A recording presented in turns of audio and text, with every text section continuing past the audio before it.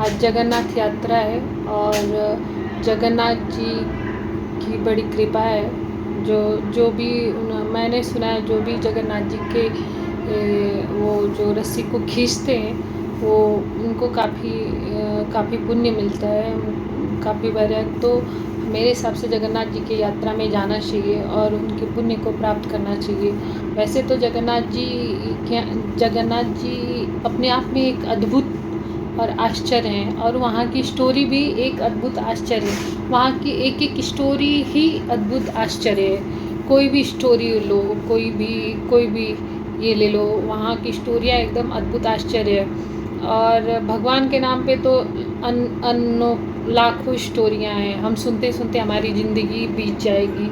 इतनी सारी स्टोरियाँ हैं, हम सुन नहीं पाएंगे भगवान की, जगन्नाथ जी की मानो, वैसे तो वृंदावन या कहीं भी इतनी सारी स्टोरियाँ हैं भक्त और भगवान की कि हम सुनते सुनते हमारी ज़िंदगी ख़त्म हो जाएगी, हम पूरी कहानी सुन नहीं पाएंगे।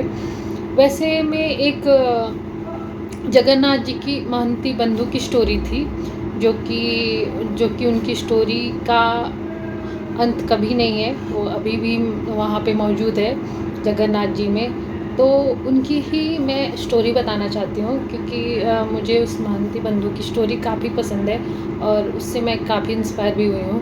तो वही महंती बंधु की मैं स्टोरी हूँ। महंती बंधु एक उड़ीसा के एक छोटे से गांव में रहते थे। मतलब उनकी बहुत दयनीय स्थिति थी, लेकिन वो भगवान में बहुत विश्वास रखते थे और भगवान की दिन रात भक्ति करते थे और मतलब भिक्षा मांगते थे और लिमिट में भिक्षा मांगते थे। ये नहीं कि जितनी ज़रूरत है, जितना उनको खाने की ज़रूरत थी उतना ही भिक्षा मांगते थे और उतने ही अपने बाल बच्चों को खिलाते थे और उतने में ही वो संतुष्ट रहते थे। जैसे आजकल हम लोगों को कितना भी मिल जा रहा है लेकिन संतुष्टि नहीं है, लेकिन जो महंती बंधु थे जितना मांगते थे उतने में उनको संतुष्टि रहता था और मांग के लाते थे और एकांत में बैठ के वो भजन किया करते थे, कथा सुनते थे और कथा से काफ़ी इंस्पायर भी होते थे। तो महंती बंधु को जगन्नाथ जी की हमेशा जगन्नाथ जी को याद करते थे, उनकी कहानी सुनते थे और एकदम लिमिट में जो कुछ भी मांगते थे। उनकी वाइफ गरीबी से तंग आ गई, तो एक दिन महंती बंधु से बोली कि कितने दिन हम लोग ऐसे ही रहेंगे। तो महंती बंधु बोले ठीक है, चलो तुमको हम अपने दोस्त दीन बंधु से मिलवाते हैं। और वो अपने परिवार को लेकर निकल पड़े, घर से निकल पड़े। चलते गए, काफ़ी दूर था जगन्नाथ मंदिर वहाँ से और उनको पैदल ही जाना था। उस टाइम तो पैदल ही था और उनके पास इतनी गरीबी थी कि पैसे भी नहीं थे कि वहाँ भाई पैसे से जा सके। तो पैदल जाते थे, रास्ते में भूख लगती थी तो पत्ते हैं ना, पत्ते लाते थे, वही चबा लेते थे और बच्चों के पैर में छाला पड़ जाता था तो भी महंती बंधु धैर्य, मतलब उनके अंदर धैर्य बहुत था, धैर्य बनाए रखते थे और चलते जाते थे और जगन्नाथ जी को याद करते रहते थे रास्ते में, जय जगन्नाथ जय भगवान जय गोविंद बोलते जाते थे। और उनकी वाइफ थोड़ा विचलित होती थी तो उनको थोड़ा धैर्य देते थे कि तुम विचलित ना हो, हम अपने मित्र से तुमको मिलाएंगे। और वो चलते जाते थे। उनकी वाइफ तो उतनी नहीं थी श्रद्धावान, फिर भी उनको एक खुशी रहती थी कि हाँ, जो हमारे पति हैं वो काफ़ी भक्ति वाले हैं और हम बहुत भाग्यशाली हैं जो ऐसे पति हमको मिले हैं। तो ये सोच के वो उनका साथ देती रहती थी। उनके अंदर से इतनी भक्ति तो नहीं आती थी, बट फिर भी उनका साथ देती रहती थी। और इस तकलीफ़ में चलते गए लास्ट में वो पहुंच गए जगन्नाथ मंदिर। जगन्नाथ मंदिर जैसे ही पहुँचे उनको एक बहुत को टेक दिया और बहुत उनको आनंदित हो गए वहाँ पे जाते ही। और उनकी वाइफ को भी खुशी थी कि हाँ, हमारे पति बहुत ये हैं और कई दिनों से तो खाना वाना तो खाए नहीं थे और लेकिन वो बहुत आनंदित थे, लेकिन कुछ भी नहीं था और भगवान तो हम लोगों के छड़-छड़ की चीज़ें देखते हैं, हमें हमें भले पता ना हो, लेकिन जो जगन्नाथ जी हैं, जो हमारे बांके बिहारी हैं या हमारे जो भगवान हैं, वो हमारे हर एक मोमेंट पे ध्यान रखते हैं। हम ये सोचते हैं कि हम चलो पाप कर लेते हैं, हम पे कोई ध्यान देने वाला नहीं है, तो ये हम बहुत गलत सोचते हैं। ऐसा कुछ नहीं है, भगवान हमारे एक-एक मोमेंट पे नज़र रखे रहते हैं, और जो भी हम बुरे कर्म करते हैं या अच्छे कर्म करते हैं, सब पे भगवान का ध्यान रहता है। और वो जैसे ही वहाँ पे पहुँचे और भगवान का दर्शन किए, भूखे तो थे ही, भूखे तो थे ही, पूरे दिन दर्शन किए और बहुत उल्लास में थे, हर्ष हर्ष में थे कि हम आखिरकार भगवान के यहाँ पहुँच गए।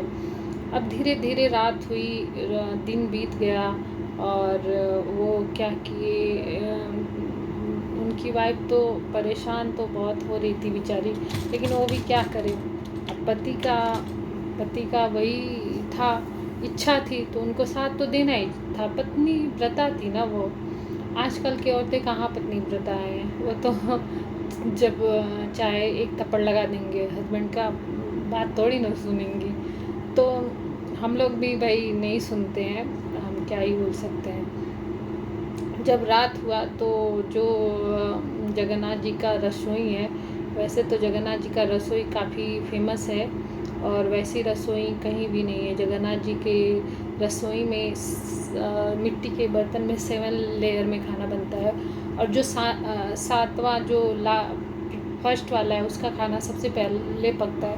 वो साइंटिस्ट को भी धोखा दे देता है। ऐसी वहाँ पे हरकतें होती हैं, ऐसी चीज़ें, ऐसी घटनाएं घटती हैं कि साइंटिस्ट भी उसका कोई क्लू नहीं निकाल सकता है। तो अभी वही जो रसोई घर था, उसके पीछे जाकर बैठ जाते हैं, और वो जो फेन ऊन निकलता है नाले से, उसी को बच्चों को देते हैं, बीवी को देते हैं,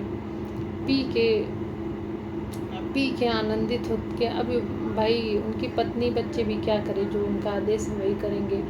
और उसी में बोलते रहते हैं, हे भगवान, आप मेरा परीक्षा तो ले रहे हैं, लेकिन हमारे पत्नी बच्चों का मत लीजिए, हमारे धैर्य को टूटने मत दीजिए।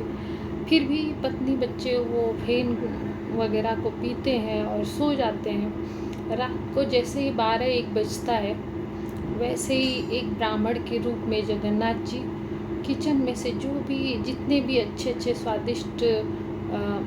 स्वादिष्ट भोजन रहते हैं, वो एक थाल में, एक बड़ी सी थाल में प्रसाद रहता है, उसको सजा कर ले आते हैं और आवाज़ देते हैं, महंती बंधु, महंती बंधु। तो उनको लगता है कोई मेरे नाम का होगा, उसको आवाज़ दे रहे हैं, बट वो तो इन्हीं की आवाज़ दे रहे हैं। फिर बोलते हैं, जो पत्नी बच्चे के साथ नाली के द्वार पे सोए हैं, वो महंती बंधु, वो दौड़ के आते हैं और बड़े खुश होते हैं और जाते हैं, तो उनको थाल पकड़ाते हैं। उनको तो समझ में आ जाता है कि हाँ, ये भगवान ही है जो कि हमें इतना बड़े थाल सजा के लाए हैं। बहुत आनंदित होते, बहुत खुश होते हैं, और उनको अपनी भक्ति पे विश्वास भी हो जाता है कि हाँ, जो हमारी सही भक्ति थी और सही में भगवान है। और वो अपने बच्चों को और बीवी को वो खाना देते हैं। बड़े मगन होके वो लोग खाना खाते हैं, बड़े खुश हो जाते हैं। खाना खा के महंती बंधु भाई थके तो बहुत रहते हैं, जैसे ही खाना खाते हैं और थाल को क्यों वहीं बाजू में समुद्र का किनारा है, वहीं पे धोते हैं, और थाल को बड़े ही प्यार से अपने सर के नीचे रख के सो जाते हैं।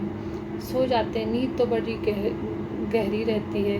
फिर क्योंकि भूख इतनी रहती है ना, तो भूख के बाद अगर कुछ भी खाने को मिले तो नॉर्मल सी बात है, नींद तो बहुत गहरी रहती है। सुबह होती है, काफ़ी लेट हो जाता है, अभी इनकी नींद तो टूटी नहीं रहती है।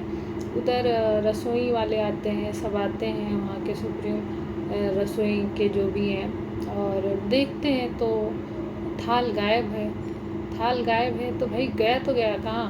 अब थाल ढूंढना चालू करते हैं, चारों तरफ देखते हैं, अचानक थाल दिख जाता है। ये भाई थाल पे तो वो सोए रहते हैं, लेकिन जो नॉर्मल लोग रहते हैं, जिनको बस काम करना है और दो रोटी चलानी है। कुछ लोग रहते हैं जो इतना डीपली नहीं सोचते हैं, वो बिना सोचे बिना समझे ये बोलने लगे कि ये बंदे ने ही थाल चोरी किया है, और उनको लगे पीटने। वो तो जय जगन्नाथ बोलते रहते हैं और मार खाते रहते हैं वो हैं, लेकिन उनका विश्वास नहीं टूटता है, क्योंकि भगवान है ना, वो तो लीला करते हैं भाई। भगवान की तो बात ही अलग है।